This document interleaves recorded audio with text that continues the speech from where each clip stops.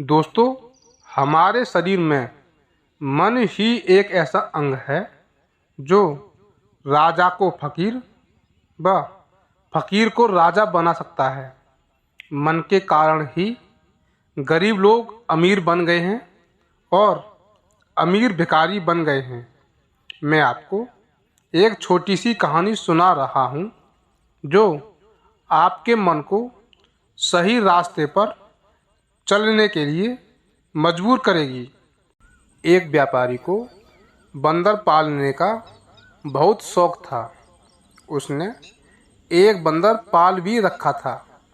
वह बंदर को अपने बेटे के समान प्यार करता था।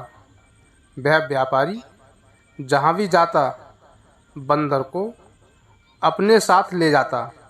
बंदर भी व्यापारी से बहुत प्यार करता था। लोग व्यापारी को बंदर वाले व्यापारी के नाम से भी पुकारते थे। एक बार व्यापारी को किसी दूसरे राज्य में व्यापार करने के लिए जाना था। दूसरे राज्य में जाने के लिए समुद्री रास्ता से गुजरना पड़ता था। व्यापारी जब नाव में सवार हुआ तब व्यापारी के साथ कुछ और व्यापारी भी थे। उनके अलावा नाव में कुछ यात्री भी बैठे हुए थे। यह नाव वाला सफ़र उस बंदर के लिए पहला सफ़र था। इससे पहले वह बंदर नाव में कभी नहीं बैठा था। जब नाव पानी में चलती है तो उसमें हलचल होती है। जैसे ही नाव चलना शुरू हुई वह बंदर बेचैनी महसूस करने लगा। इस कारण से वह इधर से उधर उछालें मारने लगा।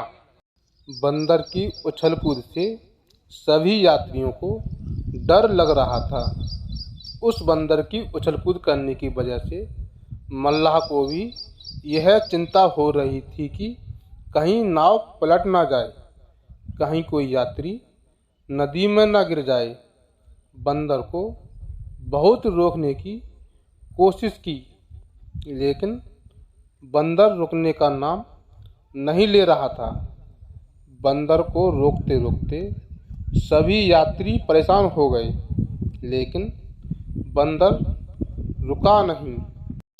उन यात्रियों में एक दार्शनिक यात्री भी बैठा था।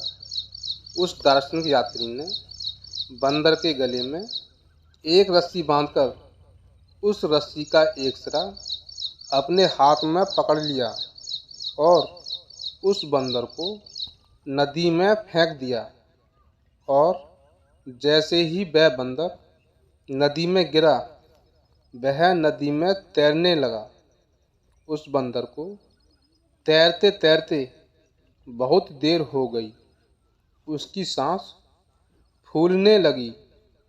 उसकी जान पर बन आई। उसे कुछ समझ में नहीं आ रहा था कि वह अब क्या करे। वह बंदर नदी में डूबने लगा। तब उस दार्शनिक ने उस बंदर को नाव में बैठा लिया।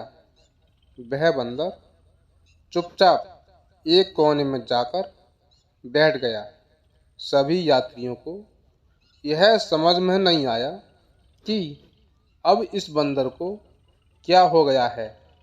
अचानक इसकी उछल कूद कैसे बंद हो गई है। व्यापारी ने उस दार्शनिक से पूछा, तुमने इस बंदर के साथ क्या कर दिया? इतना उछल कूद करने वाला यह बंदर अचानक पालतू बकरी जैसा कैसे बन गया?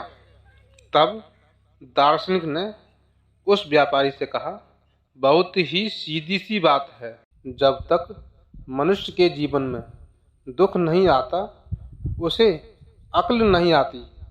इसलिए मनुष्य के जीवन में दुख आना बहुत ज़रूरी है।